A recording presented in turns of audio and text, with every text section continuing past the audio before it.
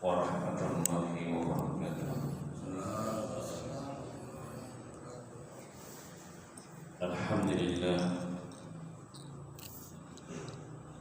wassalatu wassalamu ala rasulillah wa ala alihi wa ashabihi wa mawalah. Asyhadu an la ilaha illallah wahdahu la syarika lah, wa asyhadu anna Muhammadan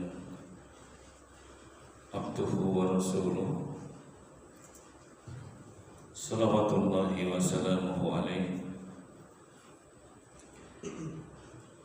Ya ayyuhalladzina amanu taqullaha haqqa tuqatih wa la tamutunna illa wa antum muslimun.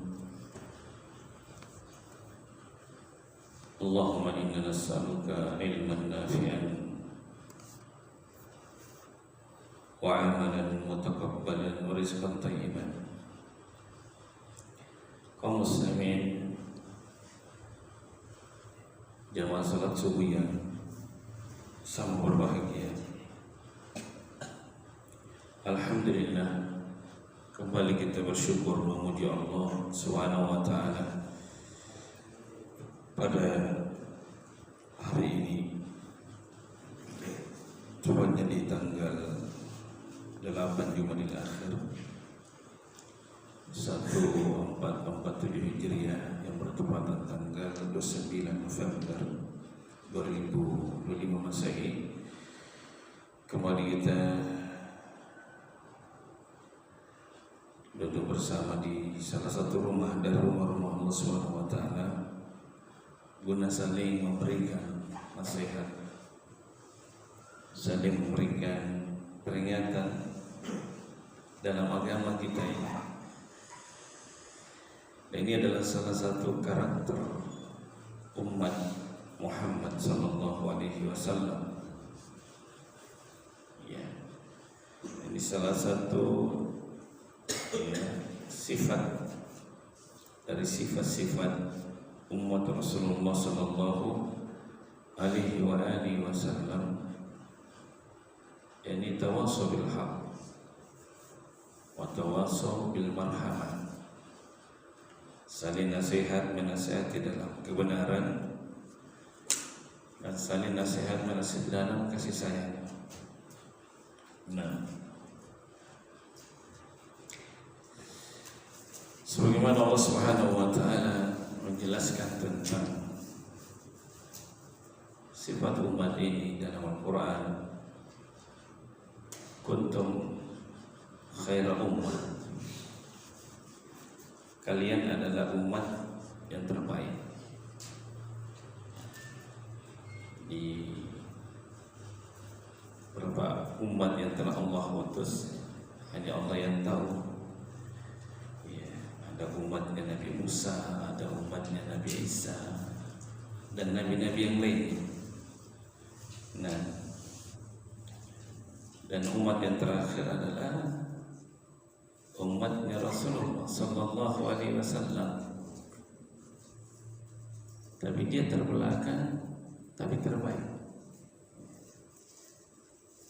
Mungkin ada juga produknya, awal munculnya tidak terlalu bagus, tapi karena terus ada modifikasi, akhirnya terbaik. Bisa jadi begitu ya. Warna juga ada seperti itu ya. Ya, untuk agama ini masya Allah ya, dari sekian banyak nabi yang diutus, walaupun agama itu bersumber dari yang satu, dari Allah Subhanahu wa taala, tapi dari sisi kesempurnaan hukumnya, aturannya, dan yang lainnya, inilah yang dibawa oleh Nabi kita Muhammad sallallahu alaihi wasallam yang terbaik.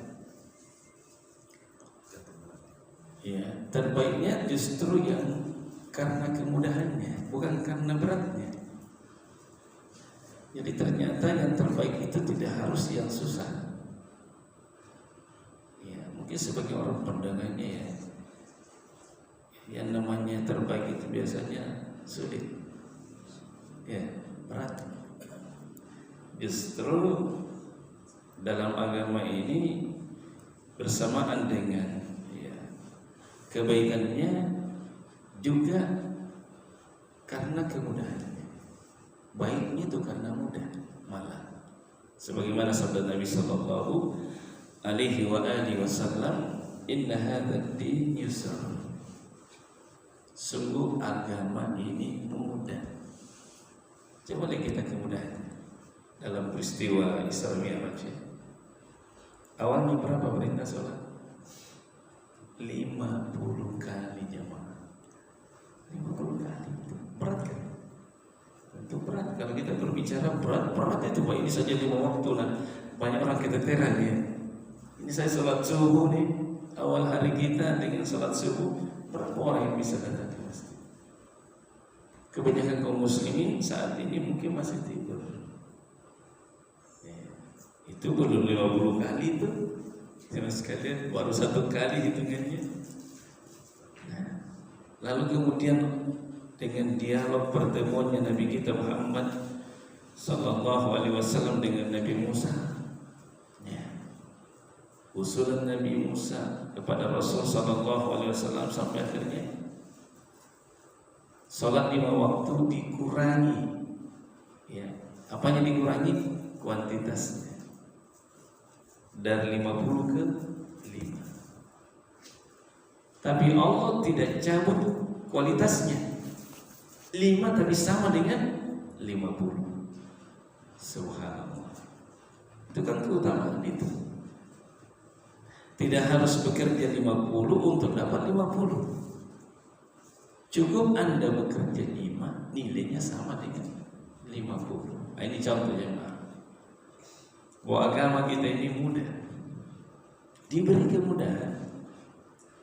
Ya, bersamaan dengan itu justru agama ini yang terbaik. Umatnya umat terbaik, nabinya nabi terbaik, ajarannya ajaran terbaik, kitabnya kitab terbaik, kiblatnya kiblat terbaik, semua yang terbaik. Nah, sebagaimana firman Allah Subhanahu wa taala, kuntum khairal ummah. Kalian adalah umat yang terbaik. Itu salah satu karakternya. Umat ini adalah umat yang terbaik. Bersamaan dengan sifat-sifat terbaiknya Allah katakan, ukhrijat linnas. Ya, dikeluarkan untuk manusia. Dikeluarkan untuk manusia. Nah, apa tugas utama dari umat ini? Ya mas kalian, ta'muruna bil ma'ruf. Kalian memerintahkan kepada ma'ruf, yang baik-baik. Ya. Wa tanhauna 'anil munkar, dan melarang kalian dari kemungkaran. Lalu ditutup dengan firman-Nya, wa tu'minuna billah, dan kalian beriman kepada Allah. Ya sekalian, ini berentetan ya, umat terbaik,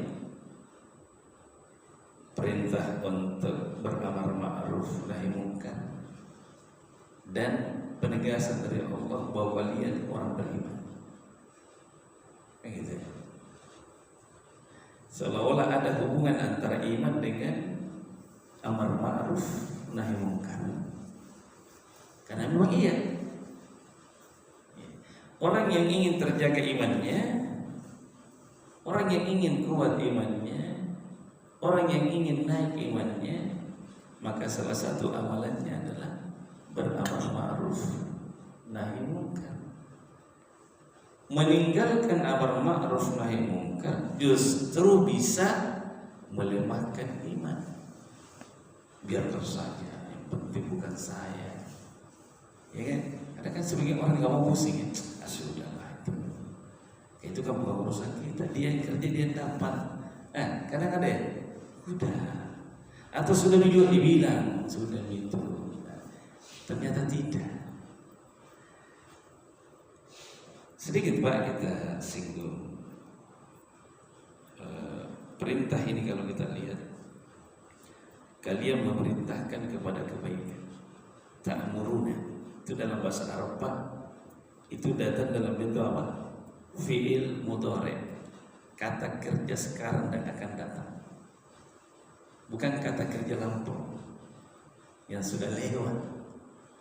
Artinya pekerjaan mengajak kepada kebaikan, mencegah dari kemungkaran adalah pekerjaan sepanjang hidup, bukan sekali. Kalau bilang 3 kali itu batasnya, kalau sudah 3 kali berarti sudah ditunaikan.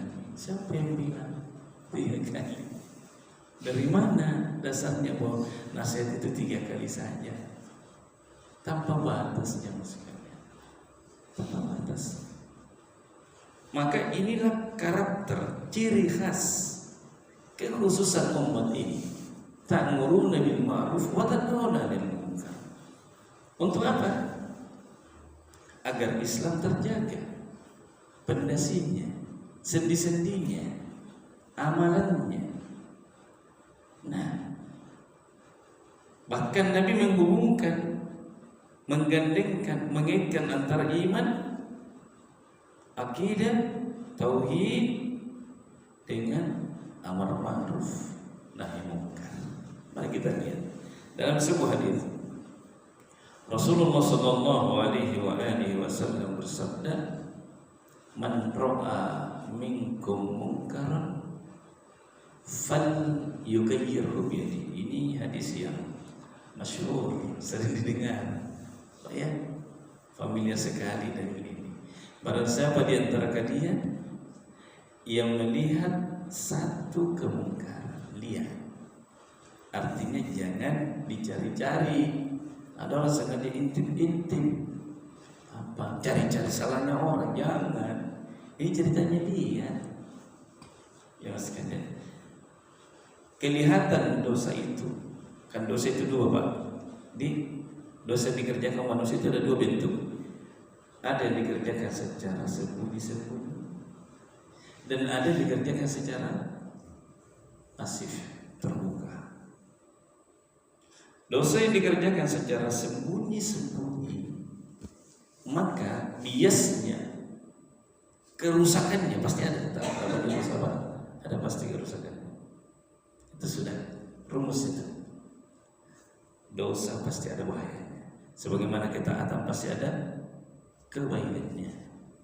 Nah, dosa yang dikerjakan secara sembunyi-sembunyi, maka biasanya kerusakannya kepada person, pribadi orang yang melakukannya.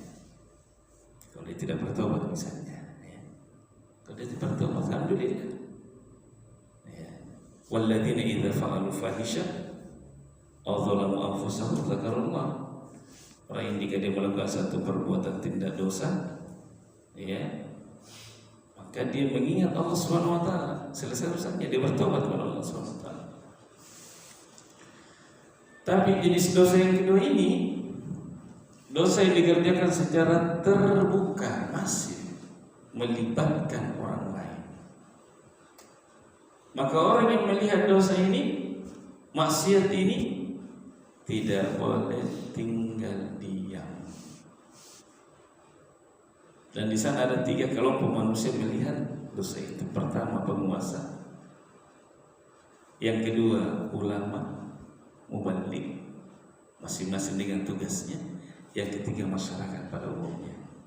Masing-masing punya tugas ini. Ketika melihat kemungkaran, masing-masing ada jatahnya. Kewajibannya apa? Penguasa apa kewajibannya? Muballigh apa kewajibannya? Masyarakat apa tugasnya? Ini masing-masing. Tidak boleh diam. Nah, mari kita lanjutkan hadisnya. Apa yang harus dilakukan? Jika pemimpin, muballigh, masyarakat melihat satu kemungkaran, melihat, ya, berarti dilakukan secara terbuka. Maka kata Nabi Sallallahu Alaihi Wasallam, hendaknya ia mengubahnya dengan tangan, kekuatan, kekuasaan. Tentu siapa di sini yang punya wewenang? Pemerintah. Enggak boleh kalau bukan pemerintah pakai tangan. Ya mas sekalian, istilahnya main hakim sendiri, enggak boleh. Dalam Islam tidak. Dapat pencuri celengan masjid digebukin sampai mati, enggak boleh. tugas kita. Boleh nangkap, tapi tidak boleh sampai eksekusi orang. Kejadian di mana sini? Belakang di masjid dekat Gorita beberapa tahun lalu mati. Ini zalim juga itu, kemungkaran juga itu. Mencurinya kemungkaran, membunuh pencuri lebih mungkar lagi. Jadi jangan sampai juga kita mengubah kemungkaran dengan kemungkaran yang lebih berat. Itu keliru. Itu salah satu fikih di situ tidak boleh mengubah kemungkaran, justru memunculkan kemungkaran lebih berat. Tidak boleh. Ya mas sekalian. Pergi bom gereja salah. Tidak seperti itu caranya. Mas sekalian. Terus yang kedua, fa illam yastati', jika tidak mampu mengubah kemungkaran dengan kekuatan tadi, maka ubahlah dengan lisan. Harus. Tugasnya kira-kira siapa itu dengan lisan? Muballigh, dai, ulama, kiai, antri berutan, dengan lainnya. Harus, nggak boleh dia, nggak boleh menyembunyikan kebenaran. Dosa itu, rusak kita, rusak tatanan ya mas sekalian. Kalau diam, siapa mau meluruskan umat kalau dibiarin?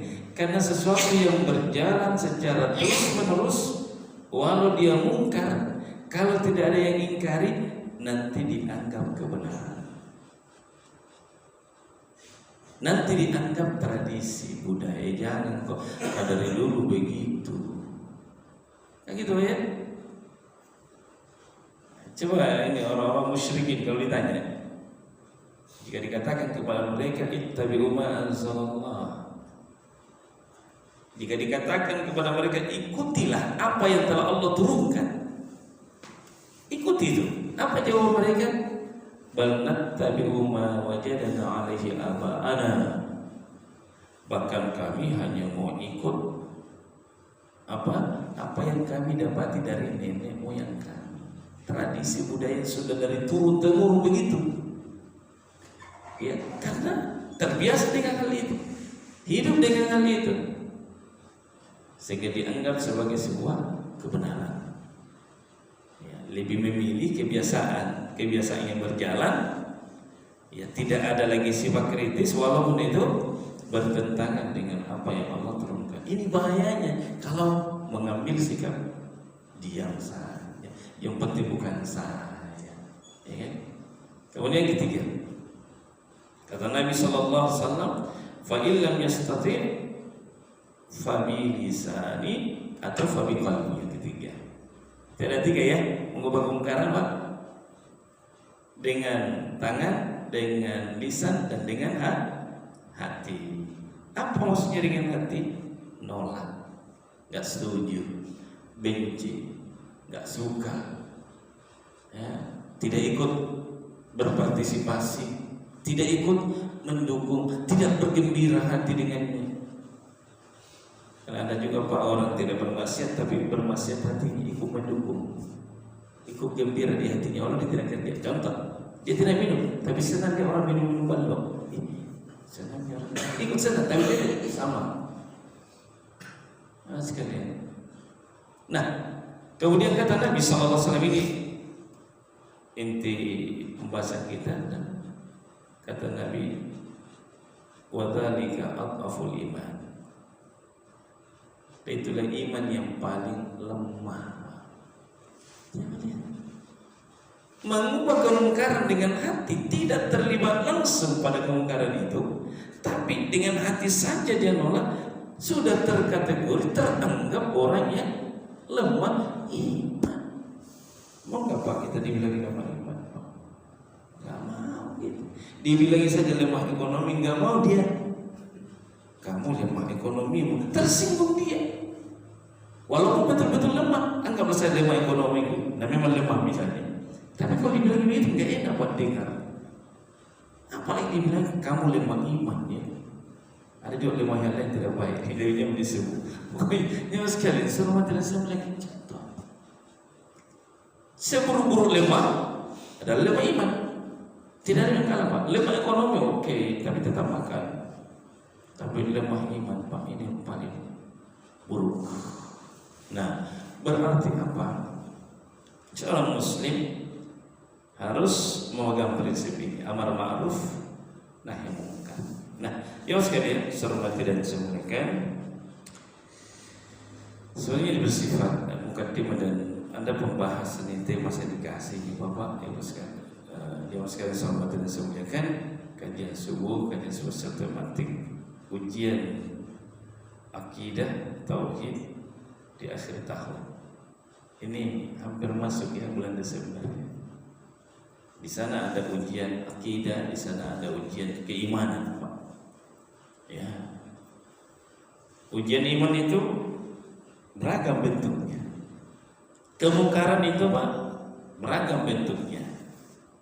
Ya. Ada bentuk kemungkaran yang mengurangi iman. Ada bentuk kemungkaran yang mengurangi iman. Dan ada bentuk kemungkaran yang menghabisi iman, melenyapkan iman, mengurangi keimanan dalam hati. Ya, sekarang ini yang paling bahaya. Dan itu bukan cuma di akhir tahun sebenarnya. Ya, ini cuma karena kelihatan nampak di akhir tahun itu dan betapa banyaknya kaum muslimin yang terlibat pada saat itu dalam keadaan mungkin tidak tahu, sehingga ya dikasih judul ujian akidah tauhid di akhir tahun. Apa namanya ujian akidah, Pak? Sepanjang hari, setiap saat. Jemaah sekalian, hormat dan saya muliakan. Kalau kita punya barang yang mulia, pasti kita menjaganya, Pak. Apalagi jika ada orang yang mau mencuri dan merusaknya, kita akan mempertahankannya. Kami itu ya. Semakin bernilai barang itu, maka semakin kita jaga. Ya. Maka seseorang siap untuk menggadaikan nyawanya demi untuk menjaga sesuatu yang berharga yang dimiliki itu. Bagi seorang muslim, iman, tauhid, akidah adalah sesuatu yang tidak bisa dihargai di dunia. Itulah barang yang paling berharga kalau kita cerita barang. Kenapa ya Mas Kini? Karena untuk itulah dicipta langit dan bumi. Untuk itulah kita diciptakan. Ini adalah prinsip hidup. Ya, Allah Subhanahu wa taala berfirman, "Wa ma khalaqtul jinna wal insa illa liya'budun." Saya tidak menciptakan jin dan manusia kecuali untuk beribadah kepada saya. Para ulama menjelaskan bahwa makna ibadah di sini adalah untuk mengesahkan saya. Diciptakan jin, diciptakan manusia mulai dari Nabi Adam sampai manusia paling terakhir nanti lahir. Ya. Tujuan utamanya mereka dicipta adalah apa? Agar mereka menyembah Allah semata, bukan yang lainnya. Yang sekalian hormat tidak disampaikan. Dan setan, baik dari kalangan jin maupun manusia, tidak ridho itu. Setan sadar sekali, jin sadar sekali, iblis sangat paham. Siapa yang kembali kepada Allah membawa kalimat ini, berarti berkurang temannya di neraka. Setan itu mau cari teman, Pak. Mau cari kawan. Jangan sendirian di neraka. Kan sudah divonis, Pak ya. Iblis sudah divonis pasti masuk neraka. Dia tidak ingin sendirian. Dia dengki dengan siapa? Anak keturunan Nabi Adam. Kenapa? Kenapa dia dengki? Kenapa dia marah dengan kemarahan yang besar? Karena dia sadar bahwa gara-gara Adam dicipta, dia dikeluarkan dari surga. Sehingga dia tidak akan pernah ridho, Pak, hingga kita mengikuti jalannya mereka. Ini baik dari kalangan jin maupun dari kalangan manusia, Pak. Nasallallahu wal afiyah. Oleh karena itu, hendaknya setiap kita mewaspadai langkah-langkah syaitan.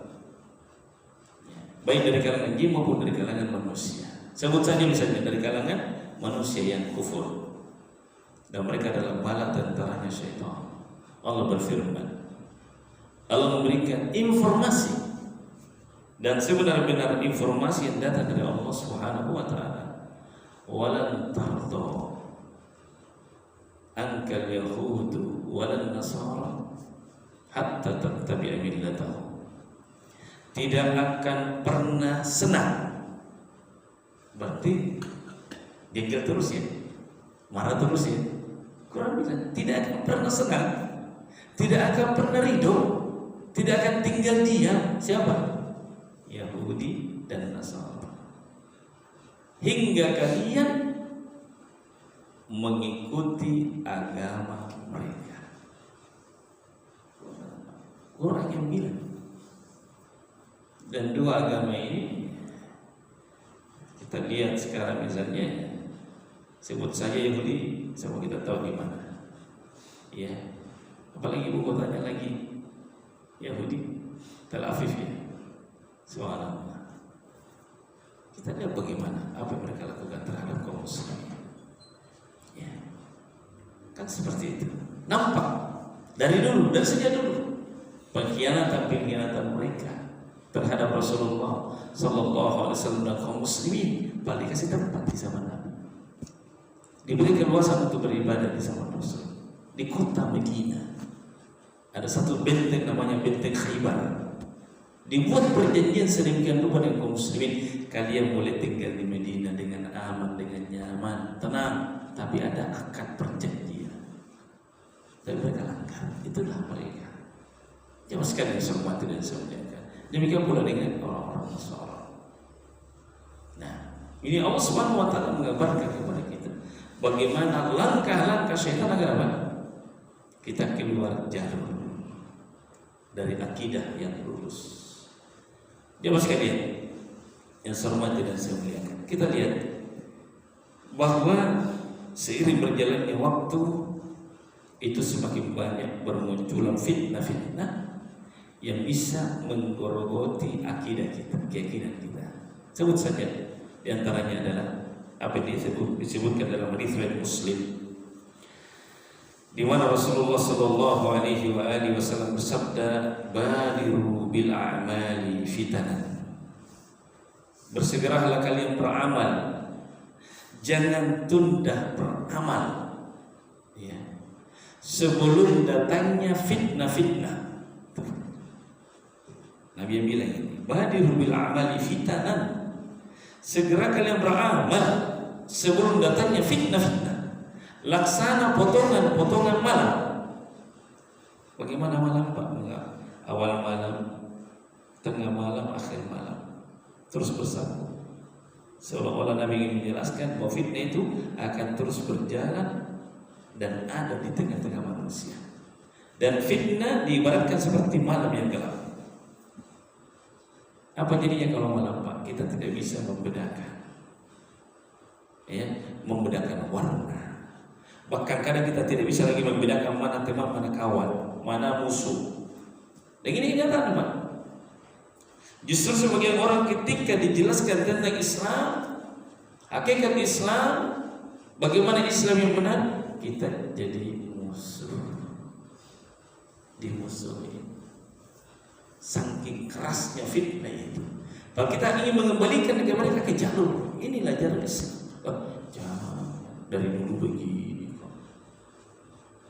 Kita jadi musuh, ya. Nyawa sekali, saya hormati dan saya muliakan. Bersegera kalian beramal sebelum datangnya fitnah-fitnah. Sebentar kita akan jelaskan contoh-contoh fitnah. Karena bilang sebelum datangnya fitnah, berarti kita harus mengenali fitnah itu supaya tidak terfitnah. Bagaimana kita bisa aman dari fitnah kalau kita tidak punya pengetahuan tentang fitnah itu, dan bagaimana cara menangani fitnah itu? Nah, kemudian Nabi katakan apa? Bagaimana bentuk fitnah itu? Yusbihur rajulu mu'minan wa yumsi kafiran.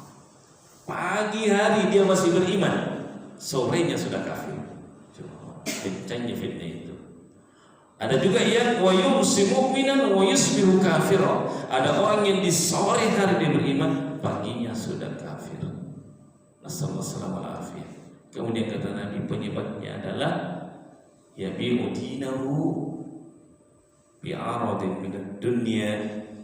Dia telah menjual agamanya dengan sepotong dunia.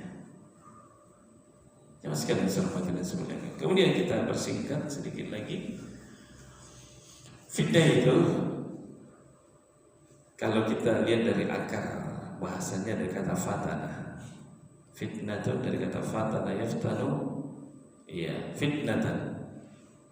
Kata orang Arab, iya, fatana zahabah, yang artinya emas itu telah dibakar. Artinya fitnah itu sesuatu yang membakar. Bisa membakar agama, iya, bisa membakar amal soleh, bisa membakar kebaikan dan lain-lainnya. Lalu kemudian para ulama membagi fitnah menjadi dua. Satu, fitnah syubhat. Yang kedua, fitnah syahwat. Dan dua ini yang paling mengerikan adalah fitnah syubhat. Apa itu syubhat? Sesuatu yang dibuat remang-remang, seolah-olah benar padahal salah. Ini yang paling bahaya. Syubhat.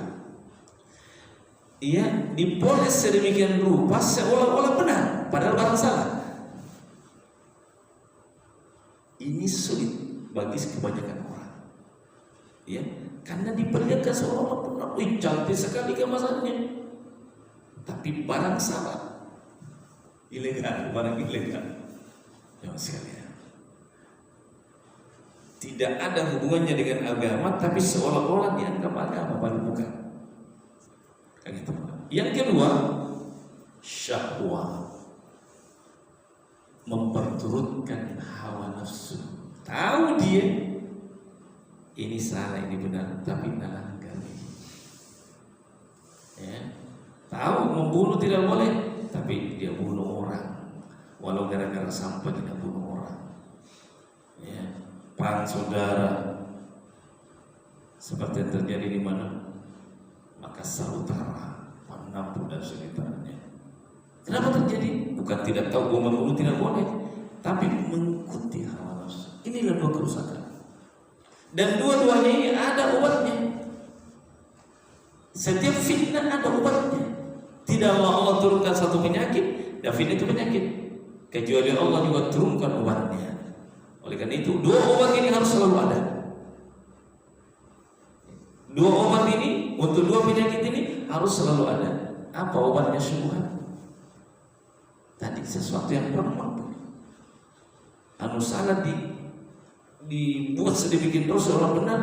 Cara menyingkapnya adalah menyingkap tirai kelabu ini adalah dengan basirah, dengan ilmu, dengan Quran dan Sunnah, di atas pemahaman para sahabat Nabi.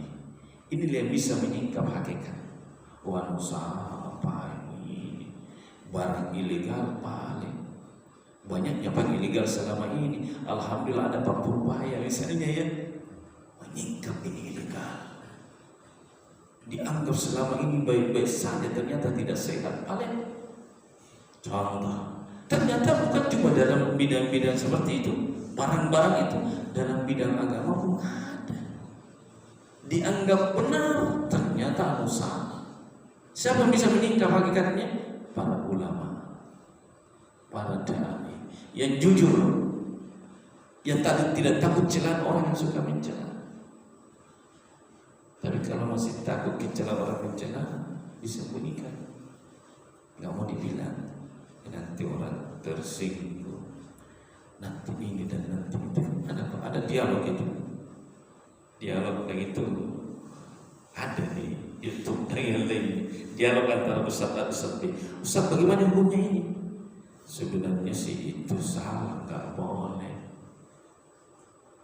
Sebenarnya keliru itu. Orang yang memeranginya, dalam arti orang yang mengingkarinya dianggap mendapat pahala. Cuma Pak Ustadz, kalau ini kita tegur, kalau ini kita luruskan, kita jadi musuhi orang. Akhirnya dibiarkan saja berjalan kesalahan itu. Allah Ustaz, gimana bisa sembuh kalau begini? Nah, harus ada itu tadi, harus beramar ma'ruf nahi munkar tadi. Dan yang ini syubhat ini yang dianggap benar ini lebih berat. Kenapa? Karena sudah dianggap benar. Sehingga yang pertama mau disingkap dulu adalah cara pandang dulu, mindsetnya orang dulu. Bahwa itu harus salah itu, bukan barang benar itu. Kalau tadi maaf contoh pembunuhan ini semua orang tahu bahwa itu tidak boleh. Gampang dia sadar nanti. Ya, makanya banyak orang bertobat ya. Saya dulu ini kita masih ingat ada orang membunuh 100 jiwa kembali. Kenapa? Karena dia tahu bahwa ini keliru sebenarnya. Hanya mengikuti hawa nafsu sudah itu menyesal. Ini kembali. Oleh karena dia masuk ke sorma dan sebagainya. Dua jenis ini penyakit ini berseudahan. Bukan hanya dia ketahui. Di sepanjang tahun, bahkan di setiap tempat ada. Sehingga dia masuk ke dua obat ini. Tadi kalau tadi apa tadi obatnya Pak? Syubhat tadi obatnya ilmu untuk meningkap hakikat. Kalau tadi yang kedua apa? Mengikuti hawa nafsu misalnya, suka korupsi, suka ini. Ini obatnya sabar, menahan diri, ya. Menahan diri, kesabaran. Ini lalu Pak. Oleh karena itu disebutkan dalam Quran, ya, waj'alna minhum a'immatan yahduna bi amrina lamma sawaru wa kanu bi ayatina yuqinun. Dan kami jadikan di antara mereka pemimpin-pemimpin, imam-imam. Kapan? Lamma sawaru, ketika mereka bersabar, wa kanu bi ayatina yuqinun, dan mereka yakin akan ayat-ayat kami. Sabar ketika menghadapi apa tadi maksiat tadi, dan yakin dengan ayat-ayat Al-Quran untuk menyingkap hakikat syubhat tadi. Sesuatu yang remang-remang yang dianggap benar tapi salah. Termasuk di antara yang bisa kita sebutkan adalah kemungkaran-kemungkaran yang banyak terjadi di akhir tahun. Ikut lata kaum muslimin, ikut memeriahkan, bahkan mungkin sudah ada orang yang sudah mempersiapkan hartanya. Di tanggal berapa ini? Tanggal 29 November ini hampir masuk Desember. Siapa memang uang untuk beli ini, beli petasan, beli ini, kita mau ke sini. Saya kemarin kemana? Salah satu mau anak-anak beli belanja ini sudah mulai ada pernak-pernik di pasar. Ya, pohon Natal. Ini juga dari mana ini dibilang pohon Natal, pohon pinus itu ya? Ya, keliru besar sudah di situ Pak. Maryam ketika melahirkan siapa? Nabi Isa, bukan di bawah pohon pinus, di bawah pohon apa? Korn apa? Bukan di musim pendingin, bukan di musim dingin, tapi di musim panas. Karena korma itu berbuah kapan? Di musim dingin atau di musim panas? Musim panas. Berarti apa? Nabi Isa alaihissalam bukan lahir di bulan Desember. Ini syubhat tadi. Sudah ada pengelabuan di situ, pembohongan sejarah. Terjadi distorsi sejarah yang kemudian ikut lata diamini oleh umat manusia dari generasi ke generasi. Ini nggak boleh dibiarkan, harus dijelaskan. Jangankan dari kalangan Muslim, dari kalangan mereka sendiri banyak yang tidak setuju itu. Keliru itu kalau Nabi Isa lahir tanggal berapa? 25 Desember. Salah itu. Contoh siapa yang tidak setuju? Kristen Advent. Oke, kita sering dengar ya. Salah satu sekte di dalam Kristen, ada Kristen Advent. Kristen Advent ini beribadahnya hari Sabtu dia. Termasuk yang masih meyakini bahwa babi itu haram misalnya, Advent. Itu enggak setuju itu. Kalau Nabi Isa lahir tanggal 25 Desember. Nah, apa hubungannya Nabi Isa dengan pohon pinus? Misalnya sudah mulai pernak-pernik itu mana? Siapa yang pasang? Boleh jadi Muslim. Ada hubungannya dengan keyakinan besar, keyakinan ada hubungannya apa? Karena berarti Anda meyakini satu kebohongan itu. Syubhat itu bahwa Nabi Isa lahir tanggal 25. Ya kan? Padahal bukan. Ya, kita kan umat Islam percaya Quran, Pak ya? Pastilah. Siapa sih yang tidak percaya Quran? Quran menggambarkan bagaimana kondisinya ibunya. Ibunya Isa ketika akan melahirkan Maryam bersandar di bawah pohon korma. Subhanallah. Belum lagi keyakinan-keyakinan lainnya. Belum lagi ucapan-ucapan selamat Natal dan Tahun Baru. Ini kan salah satu sebab Buya Hamka di penjara itu. Ya kan? Ingat Pak, Buya Hamka di penjara sama Orde Lama. Walaupun akhirnya Pak Soekarno berpesan supaya yang urus jenazah saya adalah Buya Hamka. Kan berteman di semua. Pak Buya dengan Pak Soekarno teman di semua. Semua sama-sama bisik dari Muhammadiyah. Tapi karena syubhat dan mengikuti hawa nafsu, ini yang membuat orang kadang berubah pemikiran. Kepentingan dunia dan rusaknya pemahaman.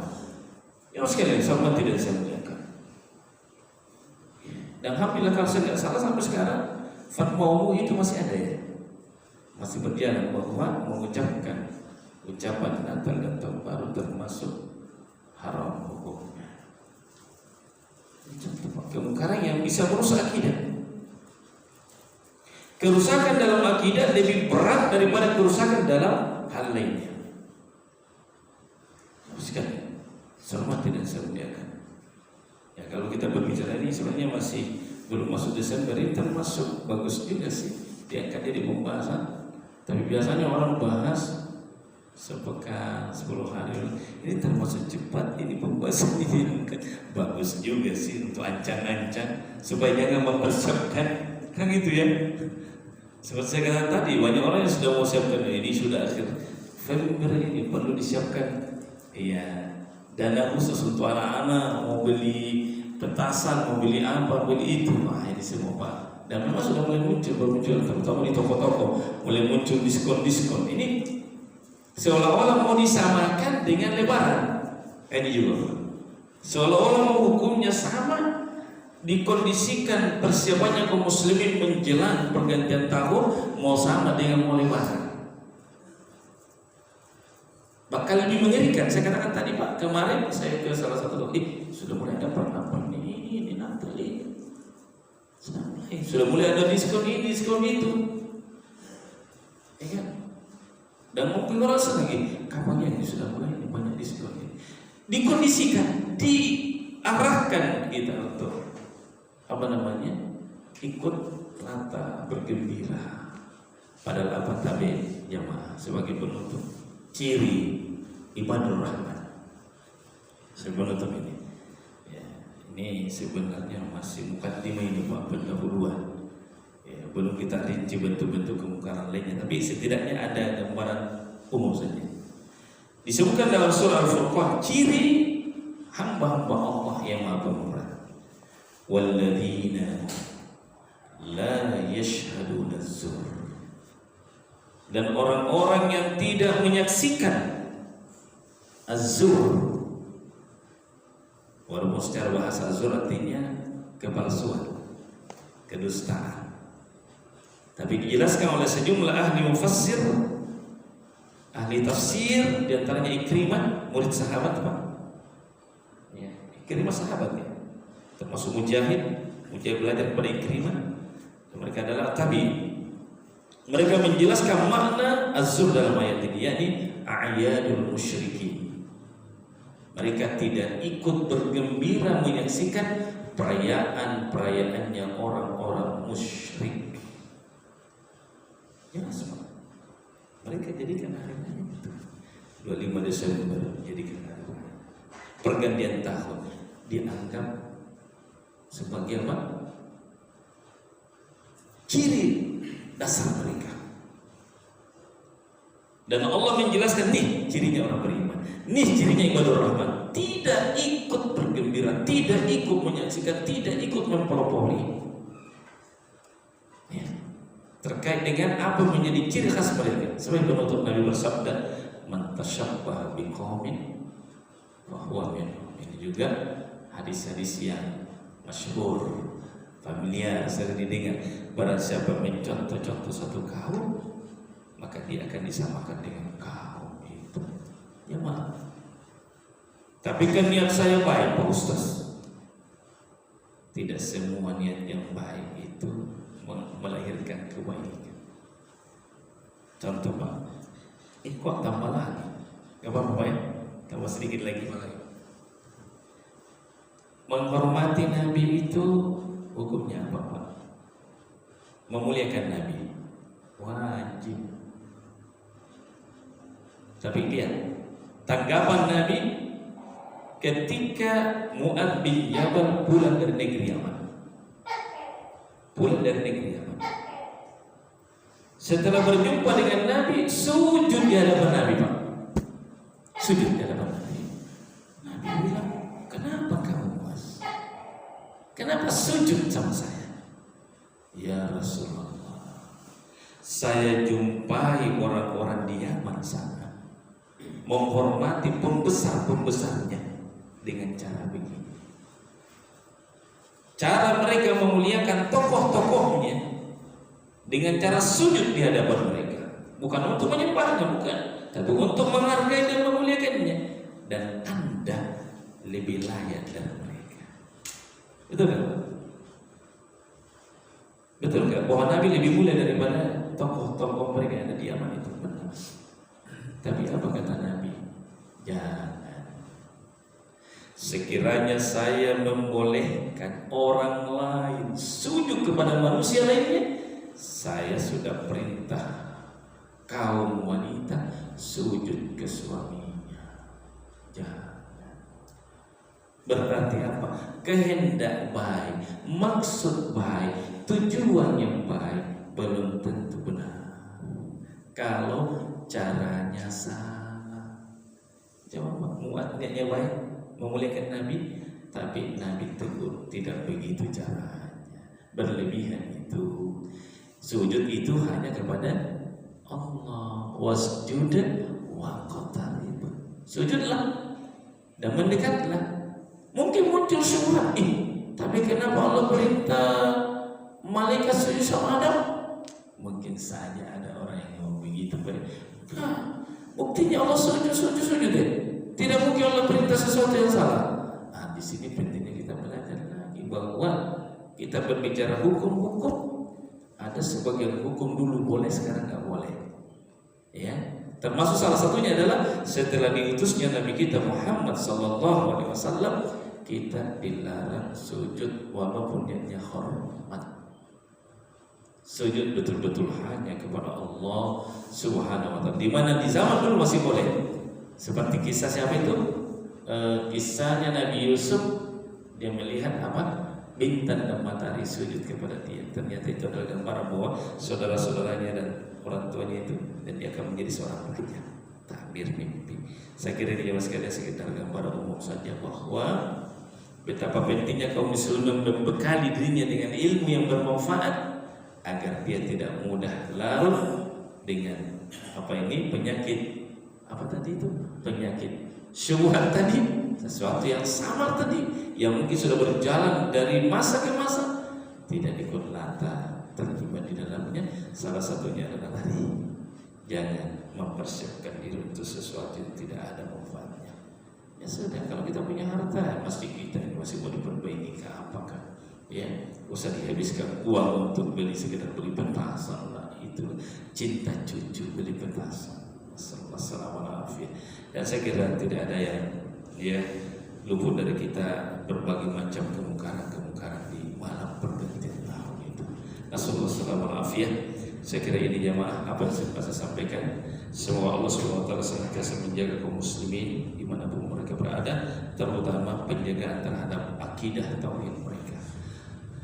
Hadanallahu wa iyyakum wallahu muqsidan min khasyatik ma yahulu bainana wa bain ma'asika min ta'atika ma tuballighuna bi jannatak wa min al-yaqini ma tuhawwinu bi 'alaina musibati dunya wa mat'ina bi isma'ina wa sarna quwwatina ma ahyaytana wa ja'alna al-waritha minna waj'al tharana 'ala man zalamana wa ansurna 'ala man 'adana wa la taj'al musibatana fi dinina wa la taj'al ad-dunya akbara hammina wa la mablagha ilmina wa la tusallit 'alaina man la yarhamuna subhanakallahumma wa bihamdika asyhadu an la ilaha illa anta astaghfiruka wa atubu ilaik wa akhiru da'wana alhamdulillah. Assalamualaikum warahmatullahi wabarakatuh.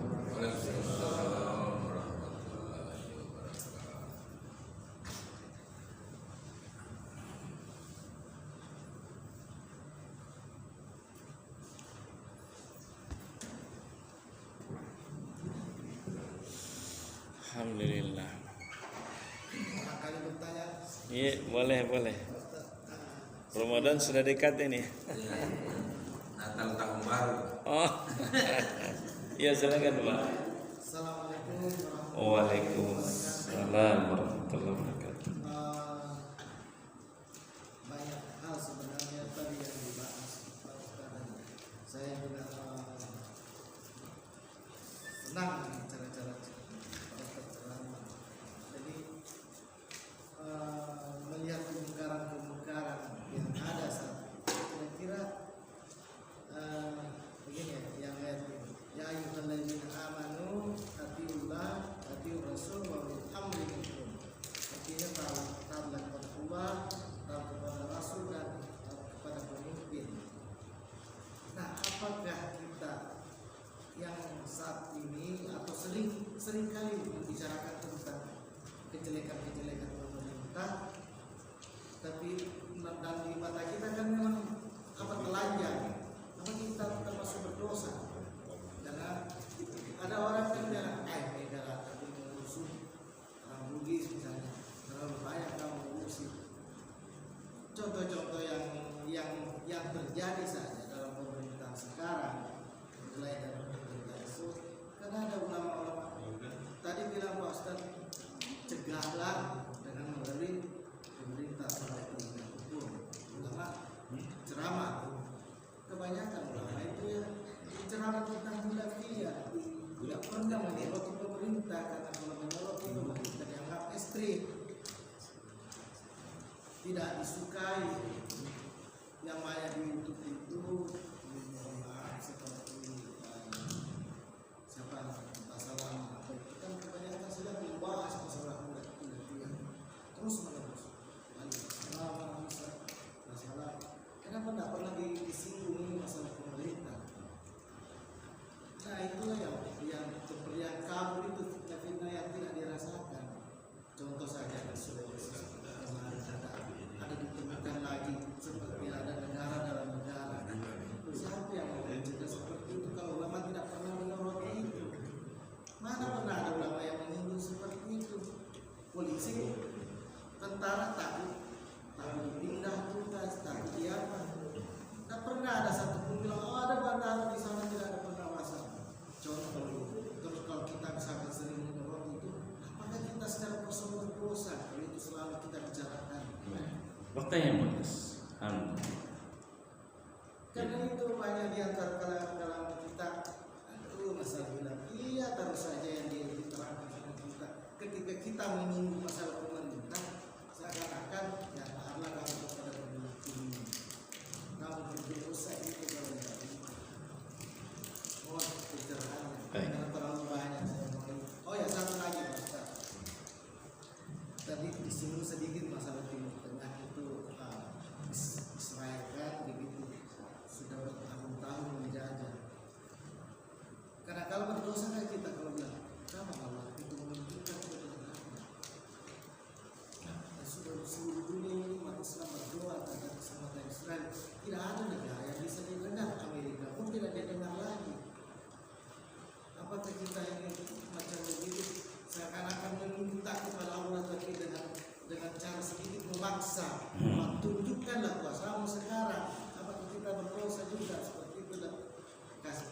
Kasih 2 pertanyaannya.